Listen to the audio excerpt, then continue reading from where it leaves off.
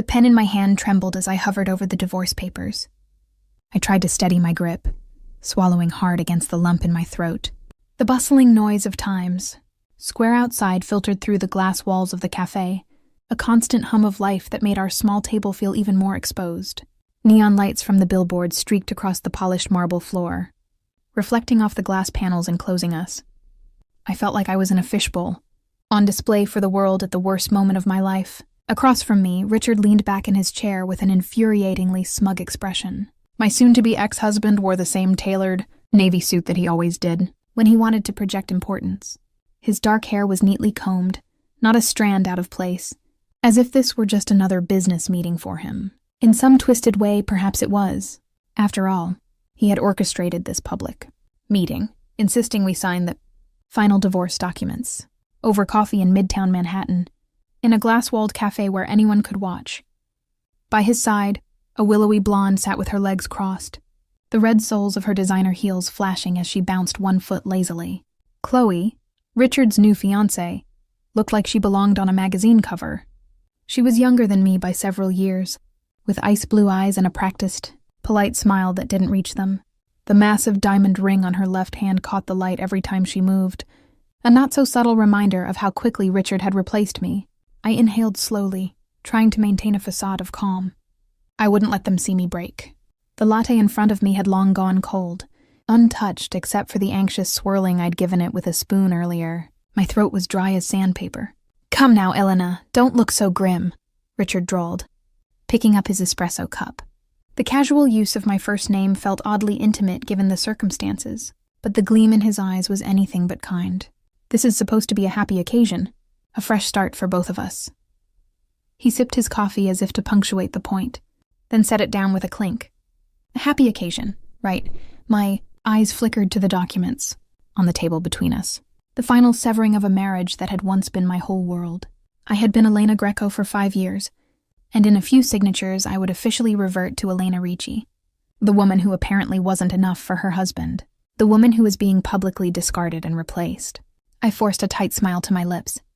Of course. A fresh start. My voice sounded distant to my own ears, as though it belonged to someone else. I'd practiced what I would say a dozen times in the mirror, determined to remain composed. But now, faced with Richard's gloating and Chloe's barely concealed amusement, the words felt hollow. Richard's smile broadened at my brittle agreement. He reached over and flipped through the pages, tapping where my signature was still needed. "I know you always hated how much paperwork there is in business," he remarked lightly. "Consider this practice. Sign here and here."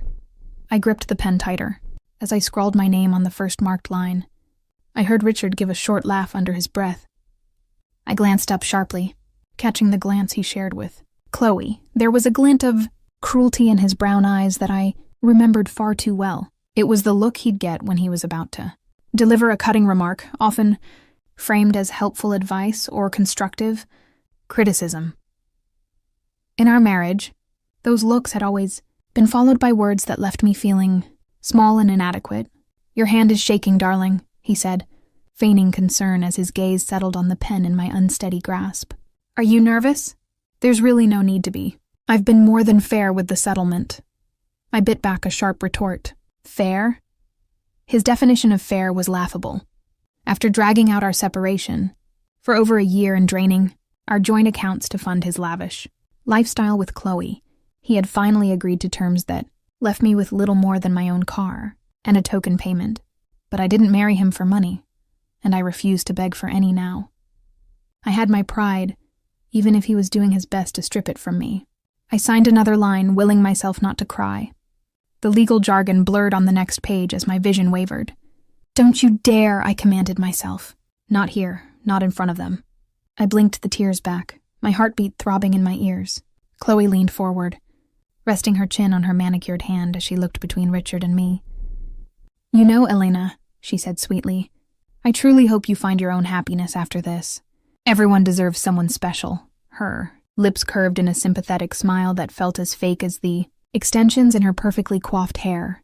I knew that tone, pity, wrapped in condescension. It made my stomach twist.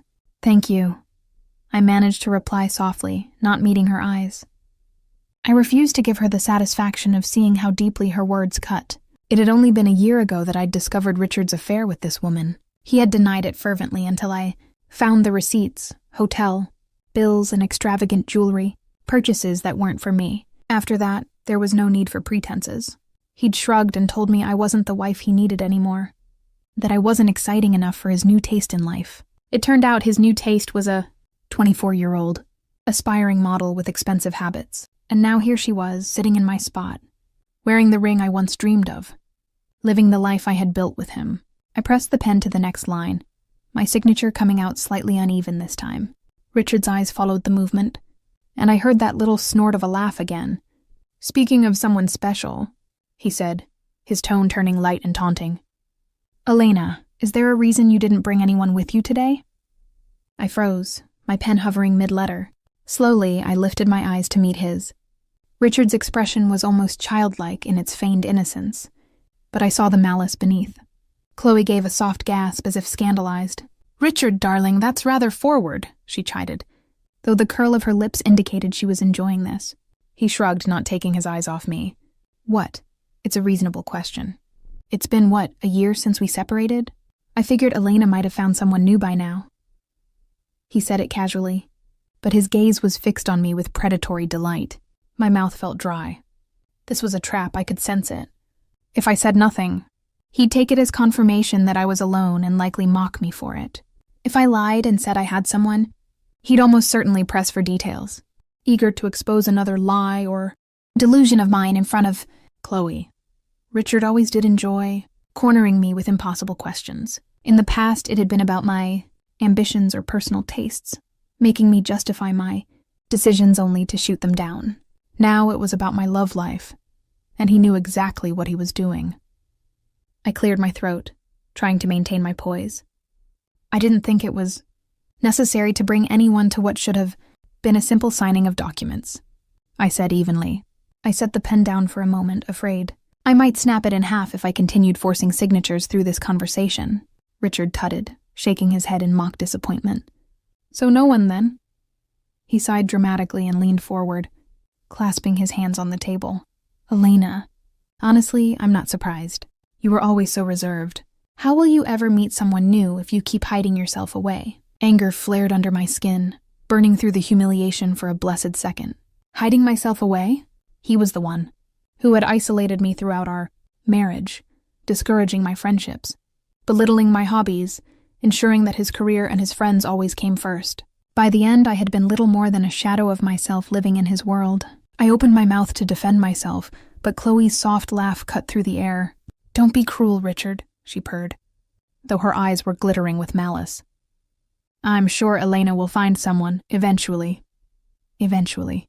They may as well have driven a knife into me." I straightened my spine and squared my shoulders, channeling every ounce of dignity I had left. If I could survive 5 years of Richard's subtle insults and a year of bitter divorce wrangling, I could survive this final meeting. "I appreciate your concern," I said, managing not to choke on the words. "But my personal life is not your business anymore." "Either of you." Richard raised an eyebrow. "Fair enough. Just thought I'd ask. After all, I'm moving on." He slid an arm around Chloe's chair, proprietary. She responded by nestling closer to him. "It would only be fair for you to move on too. Though I must admit I expected you might struggle to find a man who could handle your quirks." I knew what he meant by quirks. My anxiety in crowds that he never understood. My preference for quiet nights and over-flashy parties. My dedication to the small nonprofit I worked at rather than some high-paying job he could brag about. He had always thought me too timid, too ordinary. Not an asset for a man with his ambitions.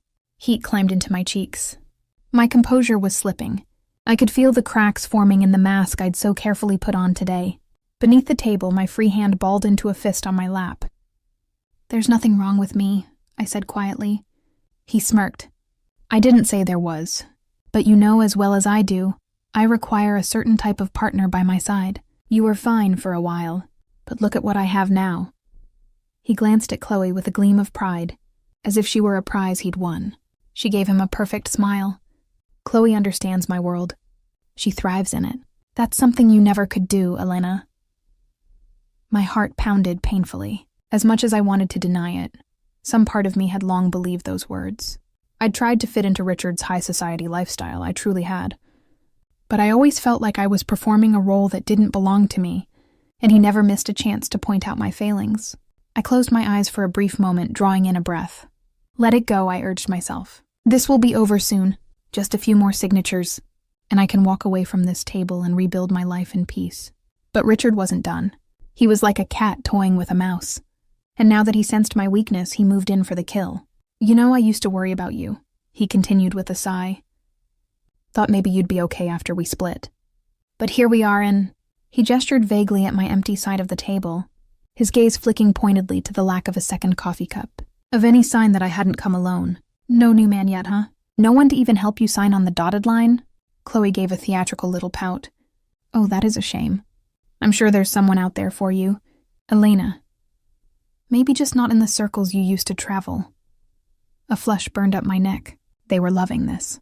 To them I was a pathetic figure, a lonely, cast-off wife who couldn't possibly attract anyone after failing to keep a man like Richard satisfied. The injustice and cruelty of it all made my head spin. I had done nothing wrong except try to be a good wife to him. He was the one who broke our vows, who left me for a younger woman. And yet he was twisting the narrative to make me seem like the failure. Anger and hurt warred within me, and under the table my fingernails dug crescents into my palm. I wanted to shout that I did have someone, that I wasn't pathetic or alone. But revealing that now, after I'd played it off earlier, would only look like a desperate lie. Unless my pulse jumped. Unless it wasn't a lie. Technically, it wouldn't be. A forbidden, reckless idea ignited inside me. I lifted my eyes to Richard's, seeing nothing but smug pity in his expression, and I made a decision. I straightened, pushing the papers aside for the moment. You're wrong, I said quietly, my voice gaining strength with each word. I'm not alone, Richard, and I haven't been for some time. That wiped the satisfied look off his face. He blinked, exchanging a surprised glance with Chloe. What do you mean? He asked, frowning as if he couldn't comprehend it. I swallowed, my heart hammering at what I was about to do. The truth, at least part of it, was a secret I had held tightly for months. I had never intended to reveal it like this. But if there was one thing I couldn't stand any longer, it was letting Richard think he had utterly ruined my chances at happiness. I refused to let him have that power, so I lifted my chin, forcing myself to meet his gaze, and I spoke the words that would change everything. I'm married, I declared, loud enough that the neighboring tables could hear. For a second, it felt like the world stopped. Richard stared at me as if I'd just spoken in tongues. Chloe's eyes went wide, her painted lips parting in shock. The only sound was the muffled honk of a taxi, outside and the steady thrum of my own, pulse in my ears. Then Richard barked out a laugh, a sharp, derisive sound that made me flinch. Married? You? He looked genuinely amused now, a cruel grin splitting his face. Oh, Elena, that's a good one. You expect me to believe that? I held my ground, even as I felt my face heating. Believe what you want, it's the truth. He shook his head, still chuckling as if I were a child telling wild stories. Right. So where is your adoring husband then? Why are you here alone to sign divorce papers? Husbands usually don't let their wives attend these sorts of meetings solo, not if they actually exist. I bit the inside of my cheek. I hadn't anticipated him calling me out so directly, and for a moment doubt flickered. Perhaps this was a mistake. I had hoped simply stating it would be enough to rattle him, but Richard was already assuming it was a ploy. And with my husband not here, it did sound a little preposterous. Is he imaginary, this husband? Richard pressed, the scorn in his voice growing. Or maybe it's one of those online romances. Oh, don't tell me you got scammed by some guy claiming to be a prince in Nigeria? Chloe giggled behind her hand, not even bothering to hide her delight at this turn. My temper flared white-hot. Stop it, I snapped, unable to keep the quiver of frustration out of my voice. Just because you didn't know doesn't mean... He cut me off, leaning forward with a sneer. I didn't know because there is no husband. Elena, the only man you ever had was me and you lost me. You really think anyone else would want... Is there a problem here? The voice that interrupted was calm, deep, and quietly lethal. It cut through Richard's tirade like a knife through silk. My heart leapt into my throat. I knew that voice. Richard's words died on his tongue and he jerked upright. eyes widening at the sight of the man now standing behind me. Chloe made a soft, startled sound. She stared as if she was seeing a ghost. I turned my head and found myself looking up at the tall, imposing figure of my husband, Dante. He stood just behind my chair, one hand resting possessively on the back of it. How long had he been there watching? His reflection must have been in the glass before I heard him speak. Dante's eyes, dark and endless, flicked from my flushed face to Richard's stunned one. The air in the cafe seemed to shift, charged with a new tension. He was here. He had come. Relief and anxiety flooded me in equal measure. Dante was supposed to wait outside. We'd agreed he wouldn't reveal himself unless absolutely necessary. I hadn't even been sure he would show up at all. I told him I could handle this on my own. But in that moment, I was absurdly grateful to see him. Dante's presence was commanding, turning heads across the cafe. It wasn't just his height or the broad shoulders beneath his tailored charcoal overcoat. It was the aura of quiet authority that clung to him. Even without saying another word, he radiated danger and power. In the reflection of the glass wall, I could see a black car parked at the curb outside, and a driver standing alertly by the door, evidence of Dante's sudden arrival. Richard was the first to recover, though not by much. He stood up abruptly, his chair scraping the floor. I saw uncertainty flash across his face before he masked it with annoyance. "Excuse me," he said, clearing his throat. "This is a private conversation. Who are you?" Dante ignored him at first. He focused on me, his free hand coming to rest on my shoulder. The gesture was gentle, but I sensed the barely leashed anger in the way his fingers tensed slightly against me. "Elena," he said quietly, and the sound of my name in his low, familiar voice eased some knot of fear inside me. "Are you all right?" Under the table, I unclenched my fist. "I'm fine," I managed, though my voice was unsteady. The fight-or-flight adrenaline from standing up to Richard was now colliding with the shock of Dante's sudden appearance. Richard made an impatient noise. "Hey, buddy, I don't know who you think—" Dante's gaze snapped to him so fast I felt the whoosh of air behind me. Richard fell silent, the remainder of his words swallowed up under that deadly stare. "I believe my wife told you to stop," Dante said, voice polite but edged in ice. He moved then, stepping around to my side. Gently, he took the pen from my trembling fingers and set it down on the table. Then he placed a hand at the small of my back. The simple touch steadied me, grounding me to the moment. "Wife?" Chloe stammered, breaking her silence. Her eyes had gone round as saucers. She looked from me to Dante and back again, her cheeks draining of color. Richard's head jerked as if on a swivel. "What did you say?" he asked Dante, his tone incredulous. A hint of a cold smile tugged at the corner of Dante's lips. "I said my wife," he replied. "Elena is my wife." I watched the blood visibly drain from Richard's face. His mouth opened, but no sound came out. For a moment, I almost felt sorry for him. He looked utterly poleaxed, eyes darting between me and Dante as if trying to piece together a puzzle that made no sense. Chloe was quicker on the uptake. She rose from her chair, smoothing her trembling hands down the front of her chic ivory dress. We weren't aware Elena had remarried," she said carefully, her voice lacking its earlier confidence. "Richard, darling, did you know about this?" "Of course I didn't know," Richard snapped, finally finding his voice. He glared at me, confusion giving way to anger. "Is this some kind of joke, Elena? What the hell is going on?" I opened my mouth, but Dante stepped forward, subtly moving himself as a shield between me and my ex. His hand remained protectively at my back. "It's not a joke," Dante said calmly. "Elena and I have been married for a few months now. I'd hoped to remain out of the divorce proceedings, but—" His dark gaze flicked over Richard with open disdain.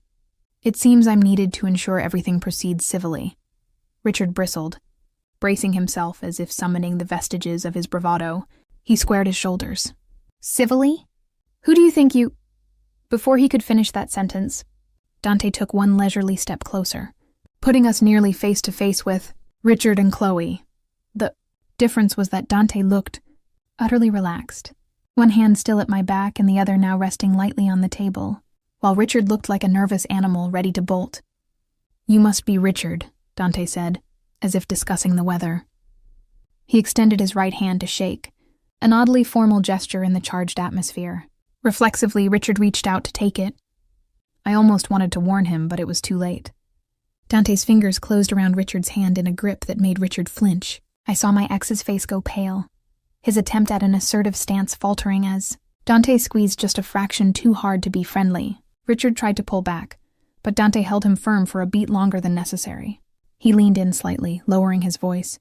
"Thank you for taking care of the paperwork," he said, each word dripping with quiet menace. "We'll take it from here." Only then did he release Richard's hand. Richard snatched it back, flexing his fingers with a wince. His cheeks flushed with humiliation and anger. "You have no right." "I have every right," Dante cut him off icily. "You are signing away any claim to her, are you not? Elena belongs with me now." My breath caught at Dante's phrasing. Belongs. With me echoing in my chest. There was a possessiveness in his tone that warmed and frightened me at once. He'd never said anything like that to me before, but hearing it now, I realized it didn't frighten me in the way one might think. It was more that it sent a thrill through my heart, as if some part of me had been waiting to hear those words. Richard looked as if he might explode. Chloe put a hand on his arm. Either to restrain him or steady herself, I wasn't sure. "Richard," she whispered urgently. "We should go." She was eyeing Dante with open fear, and I suddenly understood why.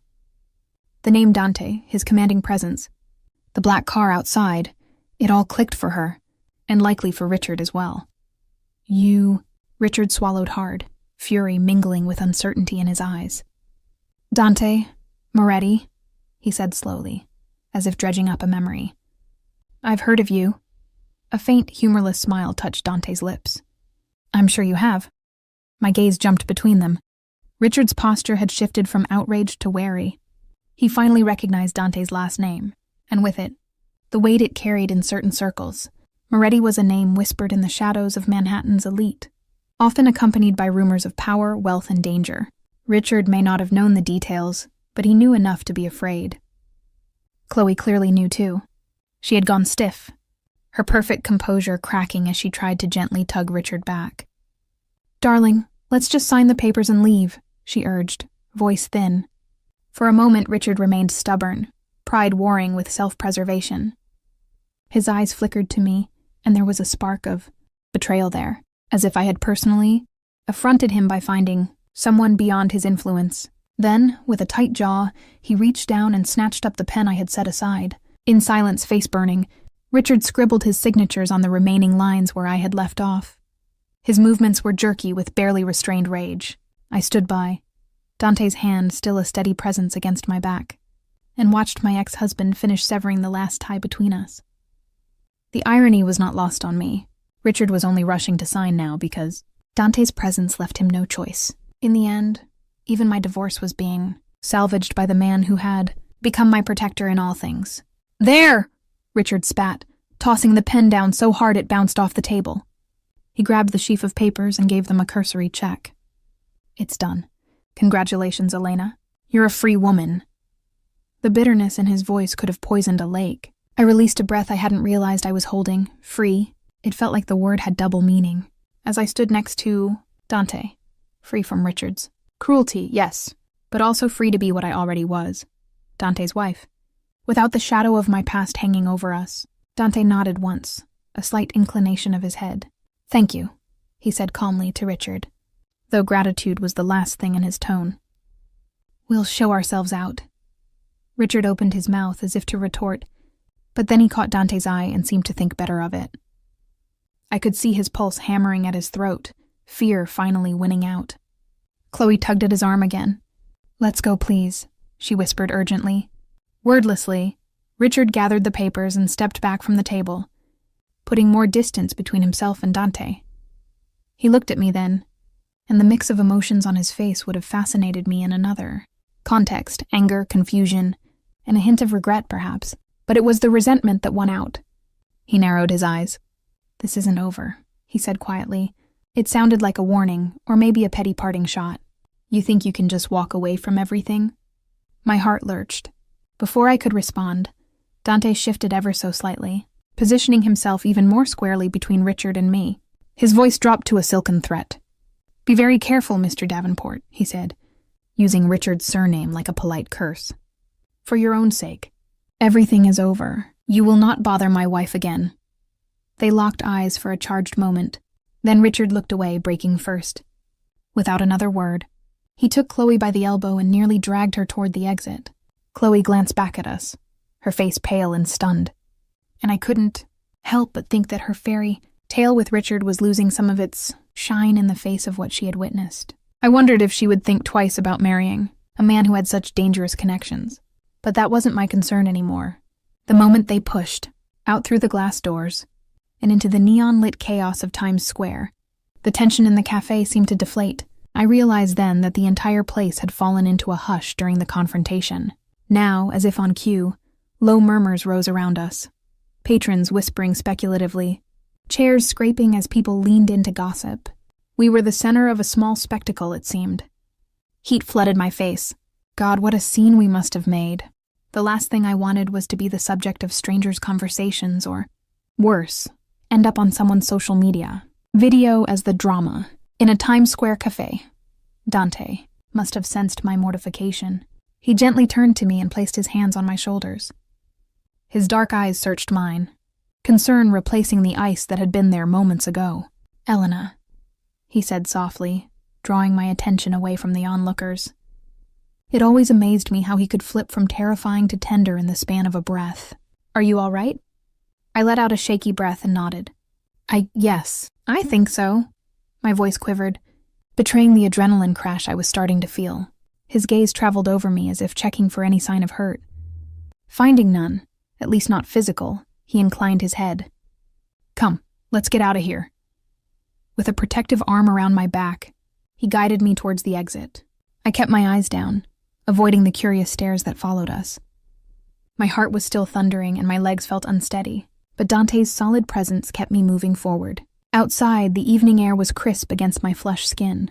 Times Square's assault of lights and sounds pressed in, but Dante was like a shield against the chaos. He nodded to one of his men, Nico, his driver, who hurried to open the back door of the sleek black town car idling by the curb. I slid into the cool leather seat and Dante followed. The door shut, muffling the city's noise. In the relative quiet, I exhaled slowly. We were cocooned away from prying eyes at last. As the car pulled smoothly into traffic, I finally turned to look at the man beside me.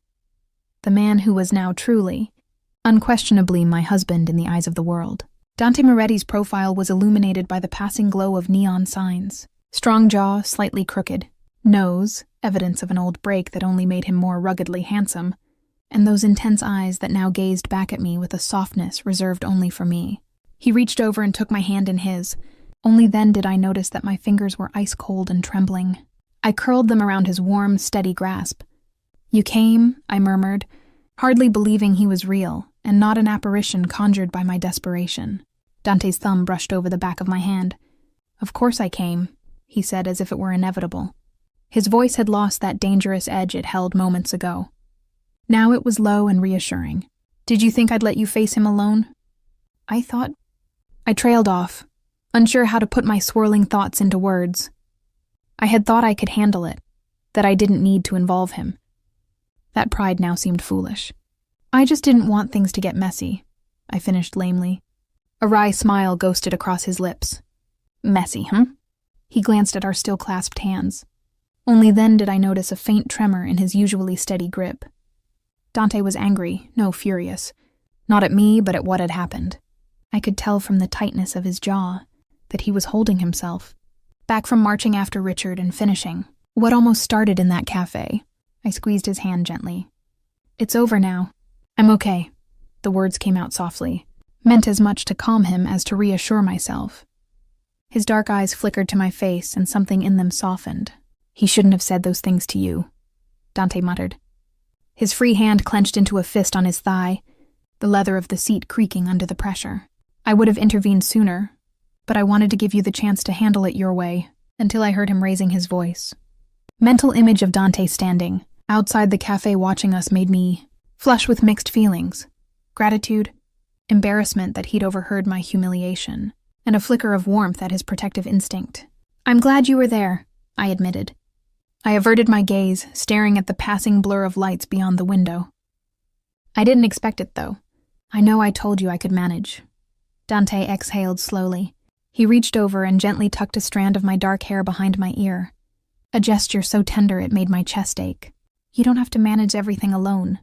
Elena, not anymore. I swallowed the sudden lump in my throat and nodded. Outside, skyscrapers and neon billboards danced in the glass reflection. But inside the car, it felt like we were in our own little world. We sat in silence for a moment. My adrenaline was ebbing, leaving behind exhaustion and the raw sting of everything Richard had said.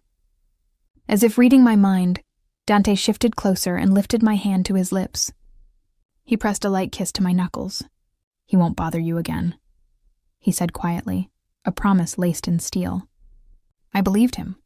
Richard's parting threat, "This isn't over," had rattled me. But next to Dante, it felt empty. Compared to the reach of Dante's power, Richard was insignificant. If Dante said he would prevent my ex-husband from causing more trouble, he would. The tension in my shoulders unwound slightly. "Thank you," I whispered.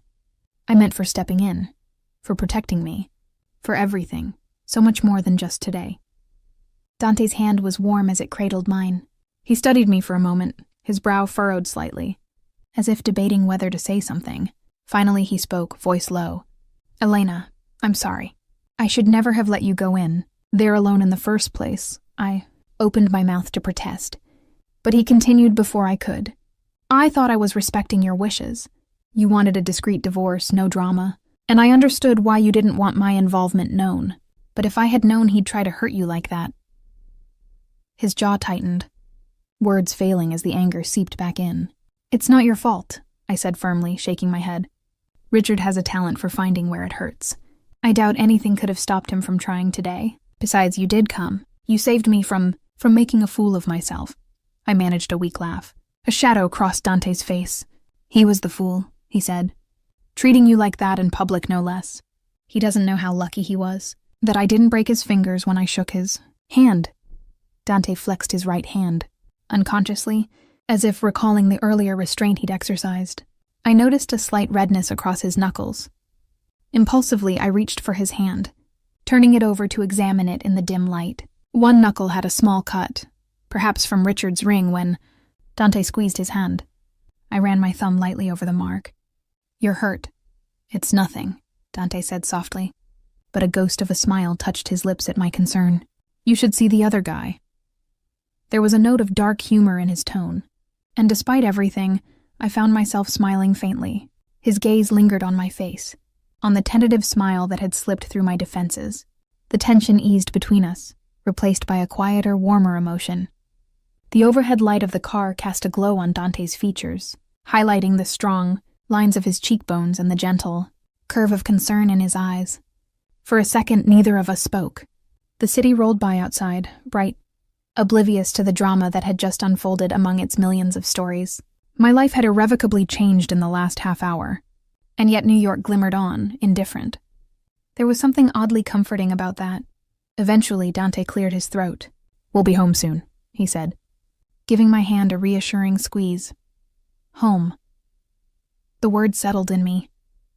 For months, home had been a confusing concept, split between the apartment I'd rented after leaving, Richard, and the new life I was still trying to understand with Dante. Now, with the divorce finalized and Dante publicly claiming me, I realized I truly was leaving one home behind and embracing another. The car merged onto a quieter street, pulling away from the neon cacophony.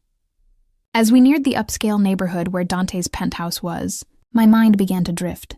The adrenaline crash left me reflective, raw memories surfacing now that the immediate crisis was over. My eyes felt heavy, my body drained, and with Dante beside me, my guard began to slip. I leaned my head back against the seat, still lightly holding Dante's hand. My thoughts wandered to how surreal it was. Richard's taunts, then Dante appearing like a silent guardian at just the right moment. It wasn't the first time he had shown up when I most needed help. In fact, the first time had been months ago, on a night that seemed a lifetime away now. A night when I had thought myself utterly alone, and Dante had stepped out of the shadows to save me. As the car glided to a smooth stop at a traffic light, I let my eyes close, the memory washing over me like a tide. The sounds of the city around us faded, giving way to echoes of that fateful night. It was late summer that year, and the city was unforgivingly hot even at night. I had ventured out with a friend to a crowded bar, hoping to drown my sorrows for an evening. In hindsight, stepping out alone for fresh air down a dim side street was a mistake. Two men with cruel smiles cornered me by a dumpster, sensing easy prey. My heart nearly burst with fear as they closed in. Then out of nowhere, a deep voice echoed in the alley. I believe the lady said no. In a blur of swift, precise movements, the two thugs were yanked away from me. I watched, stunned, as a tall stranger dispatched them with terrifying efficiency. One, disarmed and crumpled by a single, brutal punch. The other cowed at gunpoint in the blink of an eye. It was over almost before I realized what happened. The stranger turned to me, concern softening his hard features. In the faint light, I saw a strong, chiseled face and eyes as dark as midnight. Are you hurt? He asked. Shakily, I managed to say I was fine, just frightened. He nodded, then produced a phone and barked some orders to an unseen person, something about sending help and dealing with the trash in the alley. I stood there trembling, trying to comprehend how effortlessly he had neutralized the threat. He ended the call and stepped closer, shrugging off his suit jacket to drape it around my shoulders. Only then did I realize I was shivering. You're safe now, he said gently. I'm sorry you had to go through that. Tears of relief sprang to my eyes. I barely choked out a thank you. The man gave me a small, reassuring smile. Let me take you home. Normally, I'd never follow a stranger, especially one who clearly carried a weapon, but he'd just saved me from a nightmare, and something in his calm, steady demeanor made me trust him. Numbly, I allowed him to guide me to a sleek black town car idling at the alley's mouth. Inside the car as we pulled away, I finally found my voice again. Who are you? I asked, clutching his jacket around me. He hesitated a beat before replying. Dante Moretti. Recognition flickered. I'd heard that name whispered before, rumors of a powerful man who might have ties to the old crime families of New York. Yet here in the quiet of the car, he wasn't some ominous kingpin. He was the man who had rescued me. Elena, I offered in return. Elena Ricci. He inclined his head in polite greeting, as if we were meeting at a cocktail party rather than a dark alley. The incongruity almost made me laugh. By the time we reached my apartment building, shock was setting in fully. My knees felt weak as Dante helped me out of the car. Before I went inside, he pressed a simple black business card into my hand. It bore only his name and a phone number. If you ever need help, he said, holding my gaze. At any time, call me. There was an intensity in those words that left me breathless. I nodded and whispered another heartfelt thanks. I didn't expect to see him again, but a few days later, when I mustered the courage to call that number, ostensibly to thank him properly, Dante answered on the first ring. He suggested meeting for coffee. Sitting across from him in a quiet cafe a day later, I felt worlds away from that terrifying night. Dante was poised, attentive as I expressed my gratitude. Heat rushed to my cheeks as I stumbled over my thanks. How do you thank someone for possibly saving your life? There's no need, he said gently, wrapping his hands around his espresso cup. I'm just glad I was there. Despite his humility, I sensed an underlying tension in him. As we chatted lightly about safer topics, his dark eyes appraised our surroundings, and I realized he hadn't come just for pleasantries. He had something on his mind. Finally, Dante set his cup down and leveled a serious look at me. Elena, I hope you won't find this intrusive, but I did a bit of checking to ensure those men wouldn't bother you. Again? My heart skipped. Oh, okay. He hesitated, then continued. In the process, I learned something concerning. Your ex-husband, Richard, has significant gambling debts. Some very dangerous people are looking to collect. Since you're still legally married, he trailed off, letting me fill in the awful implication. I felt the blood drain from my face. Richard's debts? I knew he'd had some financial troubles, but gambling? And dangerous people? I had no idea. I murmured, both angry and scared. Angry that Richard could be so reckless. Scared that I might unwittingly be a target because of him. Dante's jaw tightened. I'm sorry to lay this on you, but after what happened the other night, I suspect those men targeted you thinking you were an easy mark. Perhaps they recognized you as Richard's wife. My stomach turned. It fit too well. The thugs had mentioned something about me flashing money at the bar. Maybe they'd just been opportunists. Or maybe word had already spread of Richard's estranged wife out alone. I won't let anyone harm you, Dante added firmly. But you should be careful. Perhaps stay with a friend or somewhere secure for a while. A spike of panic shot through me. My lease was month to month. I could leave, but where would I go? Sensing my distress, Dante reached across the small table and rested his hand over mine. The gesture was surprisingly tender, calming my racing mind. "You could stay at one of my properties," he offered. "Just until things settle. It's secure, no one would know you're there." I opened my mouth to protest, pride and wariness, flaring, but the memory of those men and the reality of Richard's mess tamped that down. The truth was, I didn't feel safe, not in my apartment alone, and I trusted Dante almost inexplicably. He had proven he was capable of protecting me. "All right," I whispered, voice trembling. "Just for a little while." Relief eased the tight line of his shoulders. "Good, we'll make the arrangements." True to his word, that evening I moved into a furnished penthouse loft owned by Dante's company. It was in a good neighborhood, with discreet security. Dante himself brought me there, ensuring I was settled. I expected him to leave once I was safe, but to my surprise and secret relief, he began stopping by often, sometimes bringing dinner or asking if I needed anything. In those days, a strange new normal developed. Dante was a steady presence, coordinating his work around checking on me. We talked for hours about everything, our upbringings, my job in the nonprofit sector, his favorite books. He had a sharp mind and a dry wit that appeared when I least expected, coaxing laughter from me in the midst of my turmoil. I found myself looking forward to his visits more than I dared admit. In the quiet moments, I would catch him watching me with a soft intensity, as if I were someone worth protecting, worth caring about. After years of feeling like an afterthought in my marriage, this was both wondrous and bewildering. One warm evening, about a week after I'd moved into the safe loft, Dante and I dined on takeout Italian, comfortable as old friends. Over a second glass of wine, he grew uncharacteristically quiet. "There's one sure way to guarantee your safety," he said, almost to himself, as he toyed with the stem of his glass. Then he met my eyes. "Marry me." My heart lurched violently. "What?" I stammered, nearly knocking over my drink. His expression was earnest, if a bit tense. "Hear me out. As my wife, you'd take my last name, severing the obvious link to Richard, and anyone with ill intentions would know you're under my protection." "Untouchable." He took a breath. "It would be a partnership. I protect you, and in return, well, I suppose I get the peace of mind knowing you're safe." I was struck silent. Married to Dante? We barely knew each other, and yet, in these few weeks, he'd become my anchor. The idea wasn't as outrageous to my heart as it was to my logical mind, but I couldn't quite wrap my head around why he would go so far. As if sensing my swirling thoughts, Dante added quietly, "I don't do anything by half measures.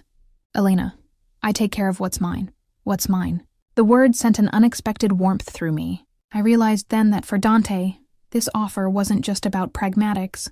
He cared for me, maybe more deeply than I understood. And if I was honest, I cared for him too. Still, marriage was enormous. I had just escaped one. The wounds from Richard were still raw. We could just pretend," I faltered. "Tell people I'm under your protection without actually—" He shook his head. "My world operates on binding promises and clear signals. A ring on your finger, my name on paper, it sends a message. I won't risk some thug thinking you're a disposable pawn." His voice dropped, a hint of vulnerability bleeding through. "But if you're truly against it, I won't force you. I'll find another way." Our eyes locked in the hushed twilight of the loft. Marrying Dante meant leaping into the unknown with a man who, despite the short time, had shown me more respect and kindness than Richard ever did. It was crazy. It was risky. But deep in my soul, I felt a reassuring pulse of rightness. I reached out and covered his hand with mine. "Okay," I said softly. "I'll do it." His eyes widened slightly, breath catching. "You will?" A small, shaky smile found its way to my lips. "You're right. This will protect me, and I trust you, Dante." I exhaled, nerves and conviction swirling. "We'll figure the rest out as we go." Relief and something like gratitude swept across his face. He turned his palm up to entwine his fingers with mine. "Thank you, Elena. You won't regret this." The very next day, we quietly exchanged vows at a courthouse with only a city official and one of Dante's men as witness. I wore a simple dress, Dante a crisp suit. When it came time to say, "I do," he looked into my eyes with such steady certainty that all my lingering fears melted away. After we signed the certificate, he slid a delicate platinum band onto my finger. It fit perfectly, as if it had always belonged there. The kiss he gave me to make it official was brief. a polite brush of lips that nonetheless sent my heart fluttering. There were no grand romantic proclamations in that moment, but the gentle squeeze of my hand in his told me enough. I was safe with him. We agreed to keep the marriage secret until my divorce was finalized and threats neutralized. To the outside world, I simply disappeared from Richard's shadow. But in private, Dante and I began building something like a life together. I moved into his penthouse, initially taking a separate bedroom out of a mix of propriety and uncertainty. He never pressured me, treating me with unfailing respect. In turn, I found myself drawn more to him each day. The protectiveness in his actions, the quiet humor he revealed only to me, the way he listened, truly listened, to what I thought or wanted for my future. What started as a marriage of convenience slowly, inevitably deepened. Late-night conversations over wine turned into falling asleep on the couch beside him, feeling utterly safe. Little touches grew natural, a hand at the small of my back, my head on his shoulder during movie nights. We were careful with each other, almost courtly in our slow dance around the obvious fact that both of us felt far more than we dared say. Once I walked in on him playing a soft melody on the grand piano in the penthouse living room. He stopped abruptly, embarrassed, but I begged him to continue. He did, and I sat beside him, resting my head on his shoulder as the gentle music enveloped us. In that wordless moment, my heart swelled with love for this complicated, wonderful man. I suspected, hoped, he felt the same for me, though neither of us voiced it. Not yet. Months passed in our little bubble. By the time Richard finally agreed to meet and sign the divorce papers, I felt like a different woman, no longer terrified and alone, but stronger, supported, and deeply cared for. Secretly married to Dante, I had blossomed under the warmth of genuine respect and affection. I had even begun to imagine a real future with him, a true marriage in every sense. All that remained was to close the door on my old life, which led me at last to tonight, facing Richard in that cafe and bravely declaring a truth he never expected, that I had given my heart to someone far worthier than him. A gentle squeeze of my hand pulled me back to the present. I blinked away the haze of memory and found Dante watching me intently in the dim back seat of the car. "We're home," he said softly. The car had come to a stop. Sure enough, through the window I recognized the private underground parking of our building, the faint echo of the garage door closing behind us. Heat rushed to my cheeks. I'd been so lost in thought I hadn't even noticed the drive passing. "I'm sorry," I murmured, embarrassed. "I was just thinking." Dante lifted our joined hands to his lips and pressed a kiss there. "You've had a long day." He opened the door and stepped out, then offered his hand to help me from the car. I took it, my legs still a bit unsteady, but not from fear this time, rather from the whirlwind of everything that had transpired. Nico was already waiting by the private elevator. Tactfully looking elsewhere to give us space, Dante kept his hand at the small of my back as we walked over. It was a subtle gesture, yet grounding. In the elevator, we rose swiftly to the penthouse. The moment the doors opened directly into our living room, I exhaled, tension draining. Here, in our sanctuary above the city, everything felt a little more manageable. Nico hovered in the doorway, clearly awaiting instructions. Dante gave him a nod. "Double security on the building tonight. No visitors. And get someone on Richard Davenport's tail, quietly. I want to know where he is, and ensure he understands to keep his distance." Nico's face hardened in determination. "Consider it done, boss." With that, he slipped out, the elevator doors closing behind him. Silence settled as Dante and I were left alone in the spacious glow of the penthouse. The city lights twinkled through the floor-to-ceiling windows, casting faint patterns on the hardwood floor. I realized I was still clutching the divorce documents in one hand. The papers slightly crumpled from how tightly I'd held them during the ride. Slowly, I set them down on a console table. "It's really over," I said quietly, more to myself than anyone. Those papers signified the end of my old life. Dante stepped behind me, his reflection joining mine in the glass of the window. Our eyes met there. He was watching me with a concerned, tender expression. "How do you feel?" he asked. I swallowed. "Relieved, numb, free." I managed a shaky smile. "I don't think it's sunk in fully yet." He nodded in understanding. His hands settled gently on my shoulders, the warmth of his touch easing the last remnants of my earlier tremors. "Tonight was a lot," he said. "I'm sorry it got so dramatic." I turned to face him, reaching up to rest my hand over one of his at my shoulder. Don't be. If you hadn't shown up, I dread to think what else Richard might have said or done. You have nothing to apologize for. If anything, I should apologize. For blurting out our secret without warning you. Dante's lips quirked. Actually, hearing you say it, claiming you were married, he paused, as if choosing words. I felt proud. Proud that you're mine, and damn satisfied to finally show that to the world, even if it was just one pathetic man and his mistress. Flutter stirred in my chest. I gazed up at him, marveling at the fierce light in his eyes as he spoke. Dante Moretti was proud to call me his. The insecure part of me, the one Richard had cultivated over years, wanted to dismiss that as flattery. But I knew Dante better. He didn't say things he didn't mean. I was so scared, I admitted, my voice trembling slightly. He was tearing me down and I snapped. I shouldn't have revealed. Dante silenced me by moving his hand from my shoulder to cup my cheek, his thumb brushing against my cheekbone. You did nothing wrong. I only regret that I didn't step in sooner. Hearing how he spoke to you, his jaw clenched, rage flickering at the memory. If you hadn't done it, I was about 10 seconds away from walking in there and breaking his jaw, despite the seriousness. A small laugh escaped me. I think you scared him enough without actual violence. He smirked, a dark amusement in his features. I certainly hope so. If he has any brain cells, he'll crawl into a hole and never bother you. Again? Our faces were inches apart now. The adrenaline of earlier had faded, leaving behind a heightened awareness of each other. His thumb traced softly along my jaw. I felt the tension of tonight alchemizing into a different kind of tension, a charged, magnetic pull that had been building between us for months, now stronger than ever. Dante, I whispered, placing a hand on his chest. I could feel the steady thump of his heart through his shirt. Elena, he replied, voice husky. He searched my eyes. I have a confession. My heart skipped. What is it? He inhaled deeply as if steadying himself. When I walked into that cafe tonight and saw him belittling you, I have never been more furious in my life. It took everything in me not to do something extreme. The only thing that held me back was you. I didn't want to frighten you or make a scene that would hurt you further. You could never frighten me, I said softly and meant it. He gave a faint, almost self-deprecating smile. I'm glad to hear that because what I felt in that moment, it terrified me. Not for what I might do to him, but for what I realized about myself.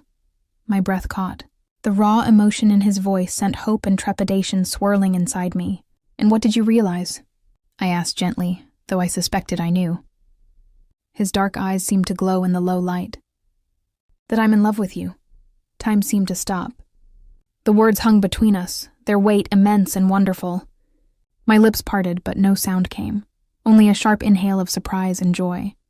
Dante continued, his hand trembling slightly against my cheek now. I have been for a while, I think. Maybe since the night you threw your arms around me in that little apartment and trusted me to keep you safe. Every day since, it's only grown. I was a fool not to say it before, but I didn't let him finish. I surged up on my toes and pressed my mouth to his, effectively cutting off his next words. Dante inhaled sharply in surprise. Then with a low groan, he wrapped his arms around me, pulling me flush against him as he returned the kiss with fervor. This was no gentle, tentative kiss like the one at our civil ceremony. This was everything unspoken pouring out, his fear of losing me, my gratitude, our longing and love built up over months of restraint. I clung to his shoulders as his lips moved against, mine with both tenderness and pent-up hunger. When we finally broke apart, both of us breathing hard, I rested my forehead against his. I love you too, I whispered, my voice shaking with happiness. Saying it out loud felt like breaking the final chains that bound me. I think I've loved you for a long time, Dante. I wasn't sure if you wanted this to be real or if... He hushed me with another swift kiss, then pulled back just enough to speak. It's real. It's always been real to me, Elena. His eyes searched mine, fierce and sincere. Marrying you to protect you. It started as duty, but it became so much more. You became my light, my reason. Tonight, when you said you were my wife in front of him, I've never been more sure of what you mean to me. I love you. Tears pricked at my eyes, but they were of joy. I smiled through them. Say it again. I pleaded softly, needing to hear it once more, to banish any lingering ghosts of doubt. His lips curved and he framed my face between his hands, brushing back a stray lock of my hair. Ti amo, he murmured in Italian, the words rolling like a vow. I love you, Elena. I closed my eyes briefly, committing the moment to memory.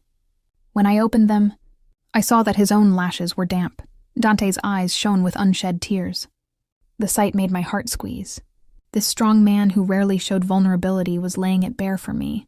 With a soft laugh that was half a sob, I kissed him again. I love you, Dante. So much. He made a sound low in his throat.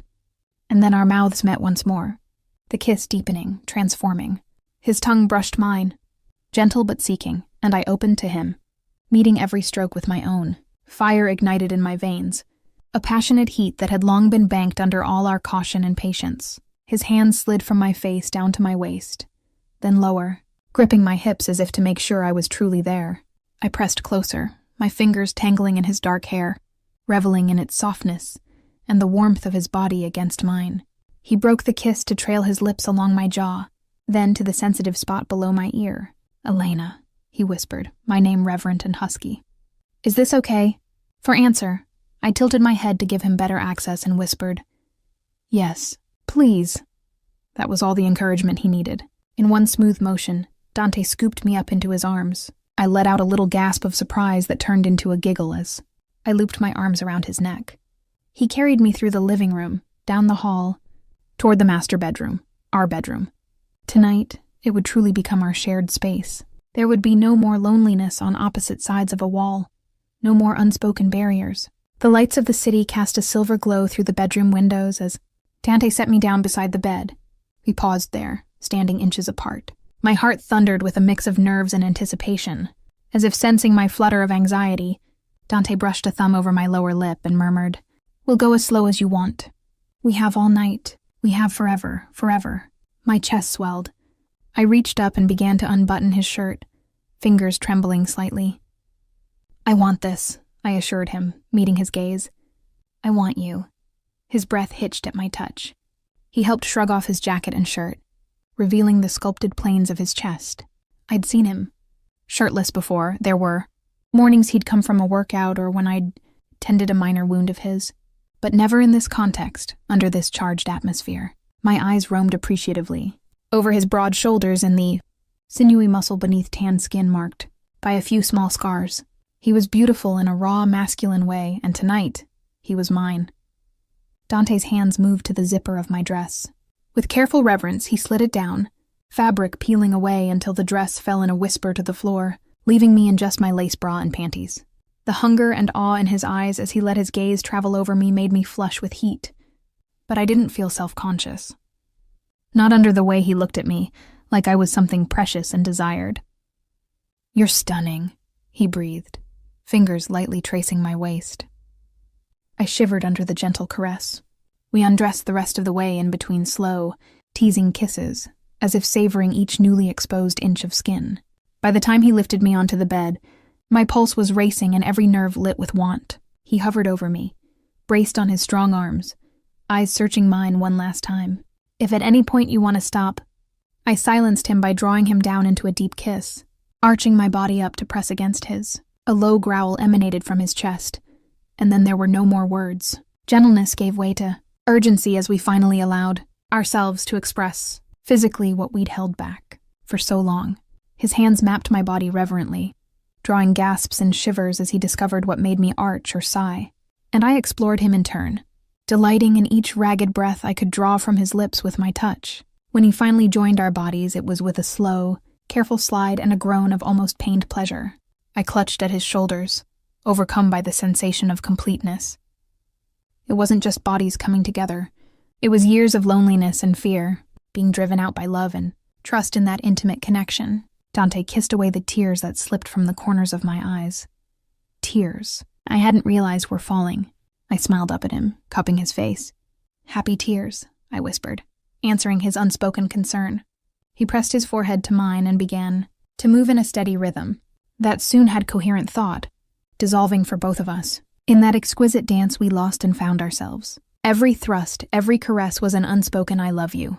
Our breaths and moans mingled in the still air of the penthouse, the city lights bearing silent witness to our union. After, we lay tangled in the sheets, my head resting on Dante's chest as our racing hearts slowed together. He stroked my hair lazily, planting a soft kiss on my forehead. I felt utterly content, cradled in warmth and the aftermath of bliss. If someone had told me a year ago that I'd be here, madly in love, with a Mafia boss who cherished me, I would have laughed at the absurdity. Yet here I was, finally at peace. I meant what I said, Dante murmured into the quiet, his fingers tracing patterns on my bare back. Which part? I asked with a sleepy smile, tilting my face up to look at him. He looked down at me, eyes full of love. Every part, but specifically that I intend to keep you safe and happy for the rest of our lives. Whatever comes, we face it together. No more secrets, no more hiding. He paused. If you want the world to know you're mine, I'll shout it from the rooftops. I laughed softly. Perhaps we can be a bit more subtle than rooftops. Then, a thought occurred to me, and I shifted so I could see him fully. Actually, there is something I want. Anything, he said immediately, sincerity ringing in that single word. I bit my lip, gathering courage to voice the idea. We never really got to celebrate our marriage. Not properly. No family, no friends, no party. I don't need anything big, but maybe we could have a reception or a ceremony of sorts. Something public, where I get to wear a white dress and you a suit, and we can dance and just declare to everyone that we chose each other. As I spoke, excitement fluttered in me. I hadn't realized how much I craved that moment, perhaps as a final closure to the quiet, secretive way we'd done things the first time. Dante's face lit up in a slow smile. You want a wedding? A renewal of vows, maybe. Since technically we're already married, I clarified, suddenly shy. It doesn't even have to be very soon. Just, at some point, he rolled us so that I was beneath him and dipped his head to steal a quick kiss. How about in a month? A month? I gasped, laughing. That's too soon to plan. I have planners on speed dial, he chuckled. Trust me, it can be done. Unless you'd rather wait longer? I wrapped my arms around his neck, gazing up at him adoringly. No, a month sounds wonderful. He grinned, boyish and triumphant. Then a month from today, Mrs. Moretti, I will give you the wedding of your dreams. True to his word, Dante spared no effort. The following weeks were a blur of secret arrangements and whispered excitement. Though we kept things under wraps from the public eye, our close friends and a few family members were quietly informed. My parents, who had been confused and worried about my sudden withdrawal during the divorce, were overjoyed and admittedly shocked to learn. I'd not only found someone new, but had been secretly married to him all this time. Meeting Dante quickly put them at ease. He was charm itself, assuring them their daughter was loved and protected. Finally, the day arrived. In the late spring afternoon, atop the rooftop garden of one of Dante's luxury hotels, out of public view, yet open to the sky and cityscape, I walked down a makeshift aisle scattered with rose petals. A string quartet played a soft melody that drifted into the open air. There were perhaps 50 people gathered, Nico and a few of Dante's other loyal. Men in attendance, looking oddly bashful in suits. My parents and a handful of friends with delighted tears in their eyes. Even Dante's old uncle Pietro, who came in from Long Island.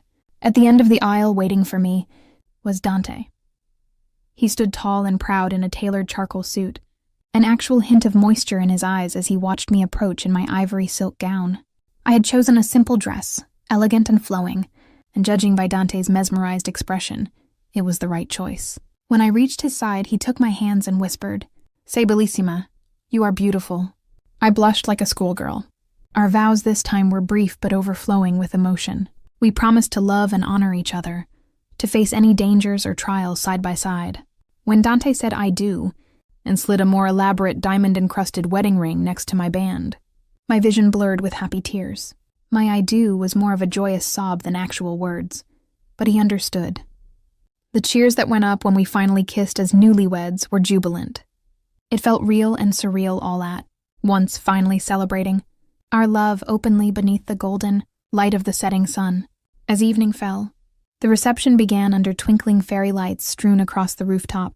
There was music, laughter, clinking glasses of champagne. Dante rarely left my side, keeping me close with a hand at my waist or my hand in his. as if to silently say she's mine to anyone who looked on. And look, they did. My friends couldn't stop gushing over how handsome and attentive he was, and even the hardened men from Dante's world watched us with a sort of respectful approval. I suspected seeing their formidable boss so clearly in love made them quietly happy for him. At one point, I drifted away from the chatter, simply absorbing how far I had come and how different my life was now from a year ago. A gentle breeze played with the hem of my dress as I stood at the edge of the terrace, looking out at the glittering skyline. "Everything okay?" Dante's voice murmured near my ear, drawing me back. He had followed my gaze, but seeing nothing amiss, he looked to me in question. I smiled and turned fully into his arms, letting that chapter truly close.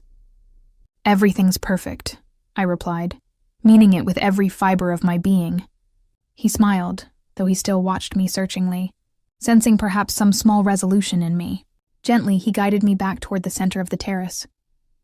"Dance with me?" Under the canopy of stars and city lights, we swayed together to a soft Italian ballad. I rested my head against Dante's chest, feeling the steady, strong beat of his heart. His arms encircled me, one hand warm against the bare skin of my upper back, the other clasping my hand against his chest. As the notes of the song carried us, I closed my eyes, awash in gratitude. I thought of the woman I was a year ago, lonely, afraid, belittled. And here I was now, loved, confident, cherished beyond measure. Life was strange and beautiful and unpredictable. Dante tipped my chin up gently, bringing me out of my thoughts. His dark eyes shone with devotion. "Penny for your thoughts, Mrs. Moretti?" he asked softly. I gave a slow, contented smile. "I was just thinking how lucky I am, how far we've come." He shook his head lightly. "I'm the lucky one. You changed my life, Elena. You gave me someone to fight for. Beyond duty or family legacy. You gave me purpose." Emotion clogged my throat. I remembered the words he'd spoken in that cafe, the way he declared I belonged with him. How true that was. "We saved each other, I think," I whispered. His thumb caressed the back of my hand in agreement. "I'll spend the rest of my life making sure you never regret." Saving me right back, stretched up to kiss him. A sweet, lingering kiss that promised many more. Around us, our guests clapped and cheered at the display, but in that moment I only had eyes for Dante. When we broke apart, I found myself laughing softly, joy overflowing. "Never in my wildest dreams," I said, "would I have imagined this is where I'd end up." Dante smirked playfully. "Married to a Mafia boss?" "Married to the man I love," I corrected, tapping his chest lightly. "The rest is just details." He chuckled and pulled me closer, our dancing slowing to little more than a gentle sway. "I love you, Elena Moretti. And I love you, Dante Moretti." As we held each other under the vast New York sky, I knew my story had truly come full circle, from the heartbreak of an old life ending to the breathtaking promise of a new life beginning. I had found love in the most unexpected place, found strength within myself I never knew existed. He mocked her during the divorce once upon a time, but now my story was one of triumph, because when the powerful Mafia boss arrived to claim me as his own, he didn't just silence my past, he gave me a future I had only ever dreamed of. And as Dante's lips found mine once more in a tender, public kiss for all to see, I felt that future begin, bright and full of hope in his arms.